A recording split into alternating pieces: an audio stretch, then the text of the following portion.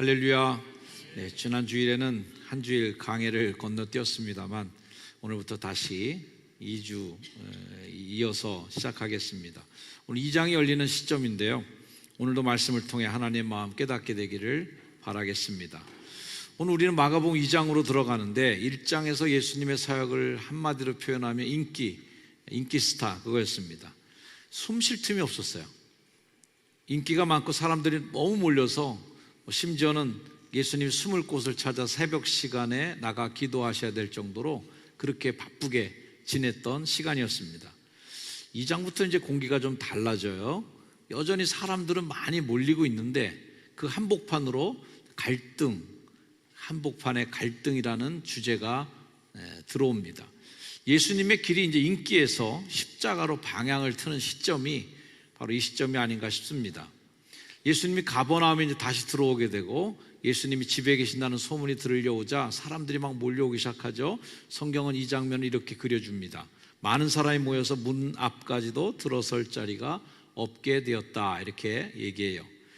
오늘 장면은 문 앞에 이제 설 자리가 없을 정도로 많은 사람이 몰린 상황을 머릿속에 그림을 그리셔야 이 상황이 연상이 됩니다.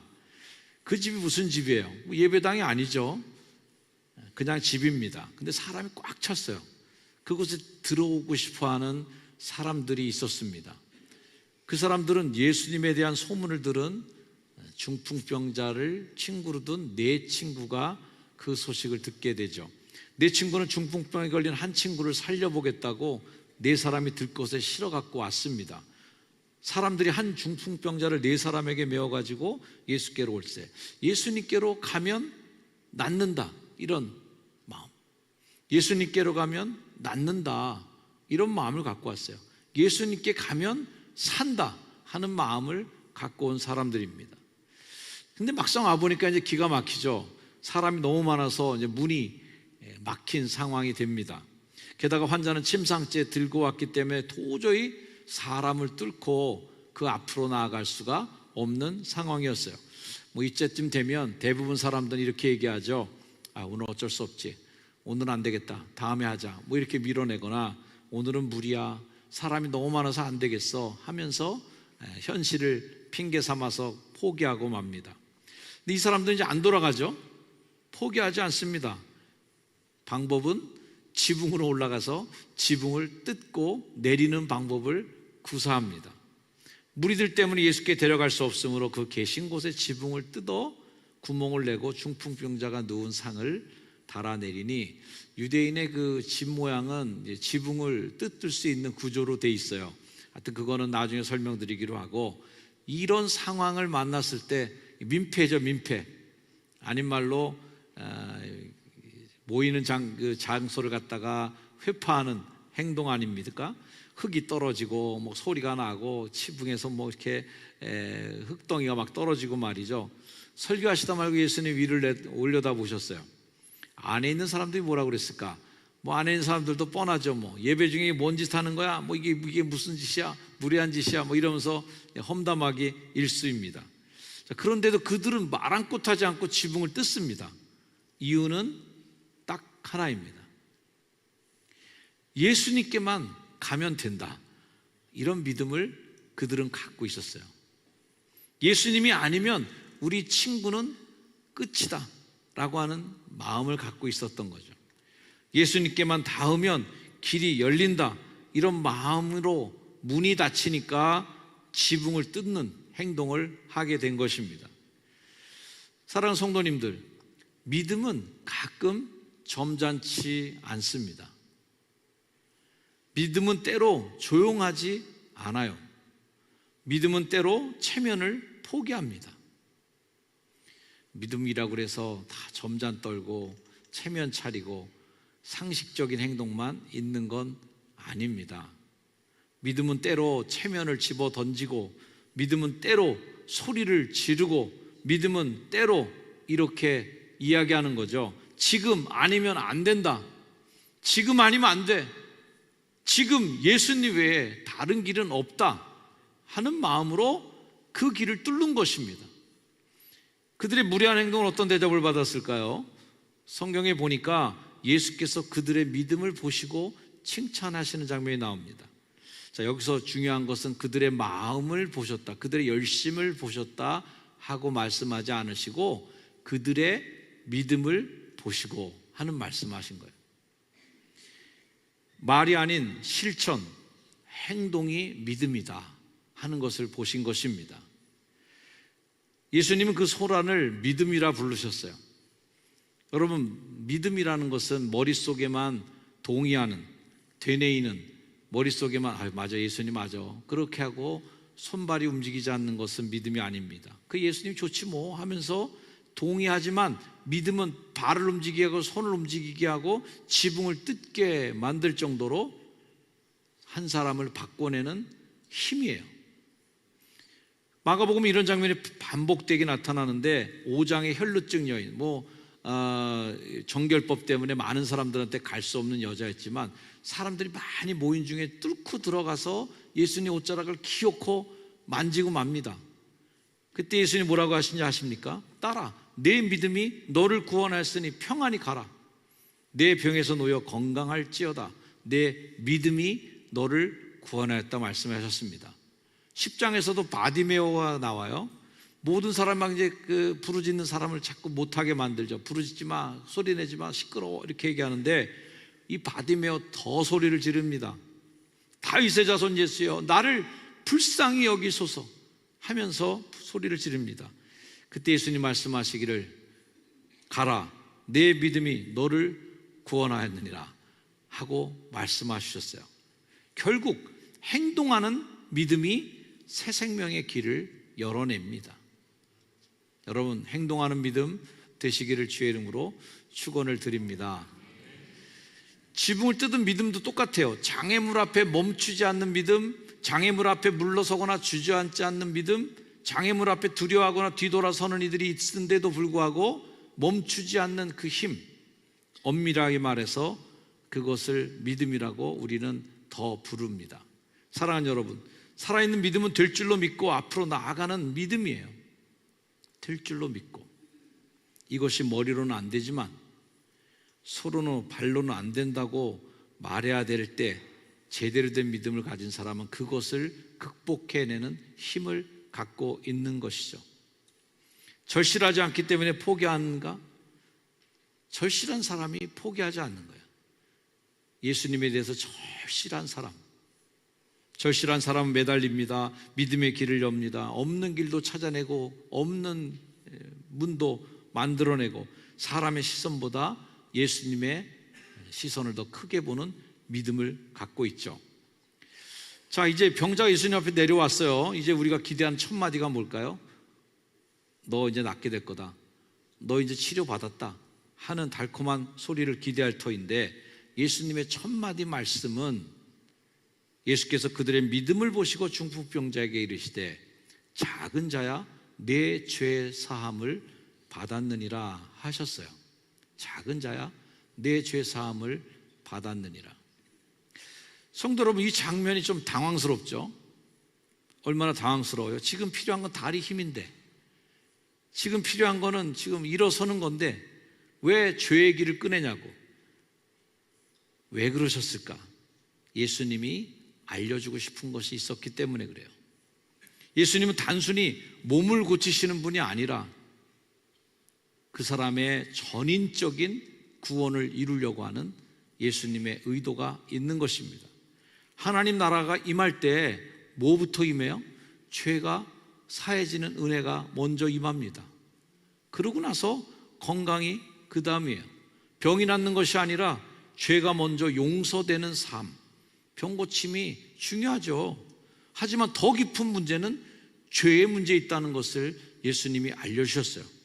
우리를 갈라놓고 삶을 무너뜨리는, 영혼을 죽이는 죄, 그 병의 뿌리를 예수님이 건드리신 것이죠. 작은 자야 내 죄가 사함을 받았느니라 하는 뜻은 그런 뜻을 갖고 있는 것입니다. 예수님 시대의 그 중풍병은 하나님이 내리신 저주병으로 인식했어요. 병 이꼴 정죄하고 그 다음에 사회적으로 분리시키고 격리시키고 이런 연결되는 도식을 갖고 있는 것이 중풍병의 도식입니다. 그 사람이 중풍병에 이르기 전에 어떤 삶을 살았는지 우리는 알 수 없지만 뭐 중풍병 걸리는 거 대충 어떤 삶이 걸리는지 아시겠죠. 마음이 조급하고 분주하고 그리고 뭔가 조급해야 하는 거, 영혼이 방만하고 과대포장된 삶, 이런 삶이 중풍병에 딱 걸리기 좋은 사람입니다. 작은 병자에 대해서 주님이 말씀하셨어요. 작은 자야, 내 죄 사함을 받았느니라 하는 말씀. 자, 이 선언은 곧장 이제 죄 사하는 권위를 이 사람이 왜 행사해? 라는 시비를 불러일으킵니다. 자, 여기서부터 오늘 진짜 본론이에요. 사죄권 논쟁, 사죄권 논쟁이라는 논쟁의 불로 붙게 됩니다. 이 선언을 들은 사람이 있었는데 어떤 서기관들이 거기 앉아서 있다가 그 얘기를 들었습니다. 예수님이 하는 일을 목격하다가 귀에 거슬리는 말 한마디 들었는데 그들이 이렇게 얘기하죠. 이 사람이 어찌 이렇게 말하느냐? 이는 신성모독이다 라고 말합니다. 오직 하나님 한 분 외에 누가 능히 죄를 사하겠느냐 하고 묻습니다. 서기관들의 논리는 간단해요. 죄 사함은 하나님의 고유 권한, 하나님의 고유 권한은 인간에게 양도할 수 없는데 예수님이 그 권한을 사용하셨고 그렇기 때문에 신성모독이다, 이런 도식이 성립됩니다. 그 당시 예수님 시대의 죄사함은 성전에서 제사를 드리고 또 하나님께 용서를 받아야 되는 거였어요. 예수님이 성전으로 가서 예배를 드려라가 아니라 입으로 죄사함을 받았느니라 라고 얘기한 게 잘못이었어요. 당시 죄사함은 제사, 성전, 제사장 이 시스템 안에 딱 있었습니다. 죄사함은 그냥 말로 선언되는 영역이 아니었어요. 게다가 우리가 레위기를 강의하면서 다 배웠지 않습니까? 속죄제, 속건제, 피제단, 성전 이런 것들이 다 엮여서 모든 시스템이 죄를 사하는 통로였다. 시스템으로 죄를 사하는 통로가 되었다. 이 시스템이 이제 완전히 무력화된 것이죠. 갈릴리 한 집에서 예수님이 제사 없이, 제사장 없이 성전과 무관하게 한 사람에게 죄사함을 받았다라고 선언한 것, 이거 서기관들에게는 어떻게 들렸을까요? 성전 체계를 무시하는 발언이네, 하나님의 고유 권한을 침범하네, 신성모독이네, 위험한 신학이야 하면서 꼬집게 되는 것이죠. 이런 생각을 읽으신 예수님이 이 말씀을 하셨습니다. 그들이 속으로 이렇게 생각하는 줄을 예수께서 곧 중심에 아시고 이르시되 어찌하여 이것을 마음에 생각하느냐? 중풍병자에게 내 죄사함을 받았느니라 하는 말과 일어나 내 상을 들고 걸어가라 하는 말 중에서 어느 것이 쉽겠냐라고 묻습니다. 어느 것이 쉽겠어요? 내 죄사함이 받았느니라는 것이 쉬운 일이에요. 왜냐하면 이것은 검증이 안 돼도 돼. 근데 내가 상을 들고 걸어가서 일어나라 이렇게 얘기하면 그 사람 못 일어나면 어떡해? 거기서 계속 누워있으면 큰일이잖아요. 그러니 죄사함을 받았느니라 이렇게 하는 게 더 쉬워 보이는 거죠. 하지만 예수님은 자신의 그 사도권, 자신의 메시아 권한에 대해서 표징을 하기 위해서 상징을 붙이는데 일어나 내 상을 가지고 걸어가라. 예수님은 죄사함을 강조하고 싶었는데 표면적으로 한 가지를 더 추가해요. 죄사함을 받았지만 내 상을 들고 걸어가야 되겠다라는 말씀. 인자가 땅에서 죄를 사하는 권세가 있는 줄을 너희로 알게 하려고 하시는 말씀이었어요. 예수님이 굳이 죄사함을 왜 먼저 말씀하셨을까? 예수님이 인기의 흐름을 타고 이제 치료자, 병을 치료하는 사람 이렇게만 남을 수도 있었어요. 병자를 치료만 하면 되는 일이죠. 예수님의 인기는 그대로 남을 수 있는데 예수님은 성경에 읽으면 우리가 알다시피 일부러 노이즈, 갈등을 일으켜요. 이유는 단순하죠. 병 고침은 인간의 당장 문제, 사람의 당장 문제이지만 죄의 문제는 하나님 나라의 핵심 문제다. 자, 그래서 인간의 그 죄를 이제 용서받고 몸이 낫는 그 장면을 통해서 하나님이 죄 사하는 힘과 그 다음에 치료하는 힘, 이 두 가지를 모두 다 증명해내는 것이 예수님의 이 치유 역사였습니다. 하나님 나라 회복은 컨디션 회복이 아니에요. 그냥 뭐 상태가 좋아졌지 이런 것이 아니라 관계, 하나님 회복을 일으키는 관계, 치유보다 죄사함에 더 방점이 찍혀 있습니다. 이것이 의도적 도발이라는 말이 정확해요. 치유는 쇼가 아니라 증거다 하는 것을 보여주셨어요. 치유는 쇼가 아니라 증거다. 예수님 보이는 기적, 치유로 보이지 않는 권세, 사제권을 입증하시는 분이신데 이 말이 그 말입니다. 내가 네게 이르노니 일어나 내 상을 가지고 집으로 가라. 내 상을 가지고 집으로 가라. 이 걸어감은 치료 성공담이 아니라 메시아로서의 참 자격이 있는 분이다, 죄사함의 권리를 갖고 있는 분이다 라는 것을 만천하에 증명한 첫 사건이 됩니다. 한순간에 이제 그 집은 법정이 아니라 병원이 아니라 법정으로 변하죠.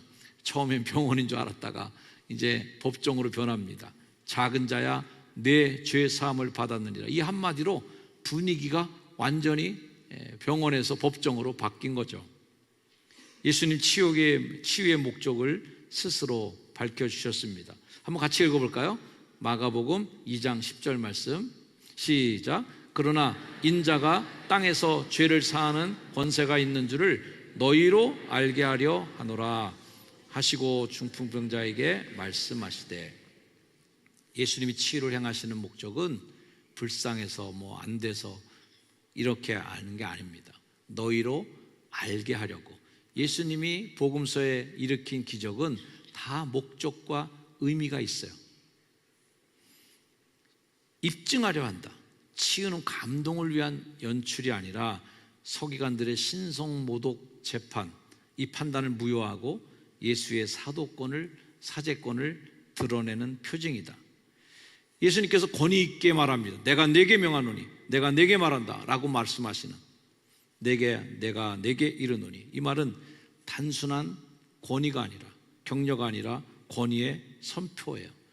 우리가 하나님 말씀이 참인가라고 하는 순간이 걸려있는 순간이기 때문에 그래요. 만일 병자가 일어나지 못한다면 예수님의 사제 선언은 공허해버리고 서기관들의 비난이 힘을 얻겠죠. 근데 병자가 일어나면 예수께서 주장하신 사제권이 가시적으로 증명이 되죠. 그래서 그 집안이 죽은 듯 숨죽은 듯 조용해졌다라는 것입니다. 내가 네게 이르노니 일어나 네 상을 가지고 집으로 가라. 네 상을 가지고 라고 하는 것은 증거의 핵심이에요. 일어나라 해서 멈추지 않고 네 상을 가지고, 이 상은 그 사람의 무력함, 그 사람이 눕혀진 인생의 상징이에요. 그런데 이제는 그 상을 그가 들고 나갑니다. 아까까지는 사람들이 그를 들고 왔어요. 사람들이 그를 들쳐매고 왔어요. 근데 그 상을 그가 들고 나가는 모습이 얼마나 극적입니까? 그 변화는 나는 나았다, 내가 치료받았다라는 말보다 더 강력한 증거를 가져요. 예수님은 그 증거를 병자 손에 들려서 공개적으로 제시합니다. 성경이 이렇게 강조해요. 모든 사람 앞에서 나갔다. 모든 사람 앞에서 라고 하는 말은 공개적으로 했다. 치유가 단지 목적이면 모든 사람 앞에서 할 이유가 없죠. 그러나 치유가 증명이라면 목격자 앞에서 공개성은 필수적이다.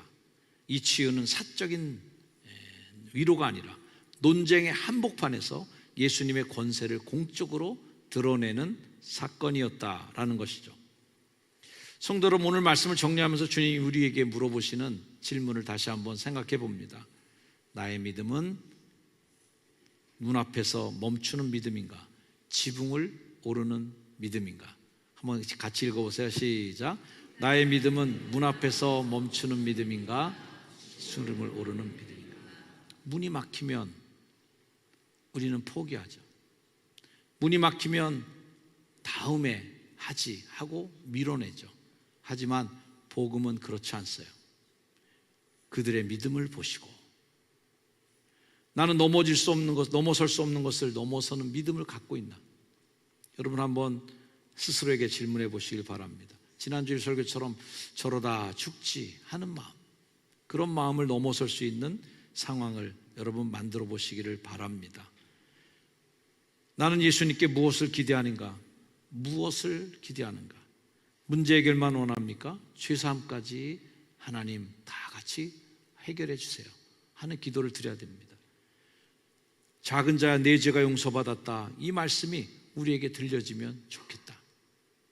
그 말씀이 들려지면 좋겠다. 나는 괜찮은 척 하지만 사실은 죄에 눌려 있었고, 나는 버틸 수 있는 척 하지만 사실은 마음이 무너져 있었고, 남들이 모르게 상처, 죄책감 품고 있는데 주님이 오늘 내게 말씀하십니다. 얘야, 괜찮다. 내가 너를 용서한다. 내가 너를 다시 세운다 하는 말씀을 들으시기를 주의 이름으로 축원을 드립니다. 일어나 내 상을 들고 집으로 가라 하는 주님의 위로와 축복, 이런 위로와 축복이 하나님 나라를 우리에게 활짝 열어주실 것입니다. 저는 여러분들이 인생에 지어진 상, 여러분이 의지하고 믿었던 그 상, 내 평생을 기대어 살았던 그 상을 이제는 내 손으로 들고 일어나서 걷는 귀한 믿음을 갖게 되기를 주의 이름으로 축원을 드립니다. 기도하겠습니다. 아버지 하나님, 막힌 문을 뚫고 넘어갈 수 있는 힘을 허락하여 주시옵소서. 내 앞에 바다가 열려지지 않으면 나로 바다 위를 걷게 하는 주님의 기적이 임할 줄로 믿습니다. 문이 막혀도 지붕으로 올라가 예수님께 나아갔던 그 믿음 우리에게도 허락하여 주옵소서. 문제 해결만 구하는 마음을 넘어 죄사함의 은혜를 붙들게 하시고 주님께서 하신 말씀처럼 우리를 일으키시고 새 걸음을 걷게 하옵소서. 예수 그리스도의 이름으로 기도하옵나이다. 아멘.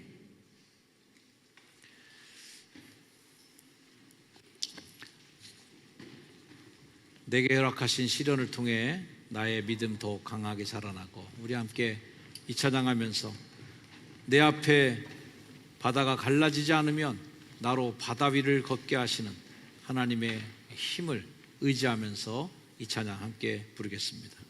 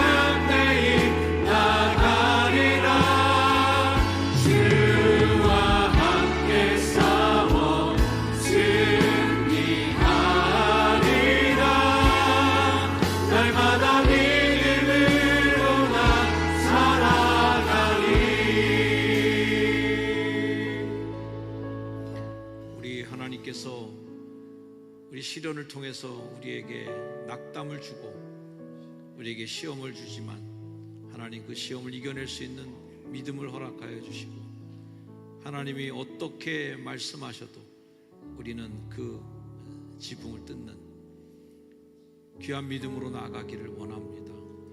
행동하는 믿음, 실천하는 믿음 하나님 우리에게 허락하여 주시옵소서.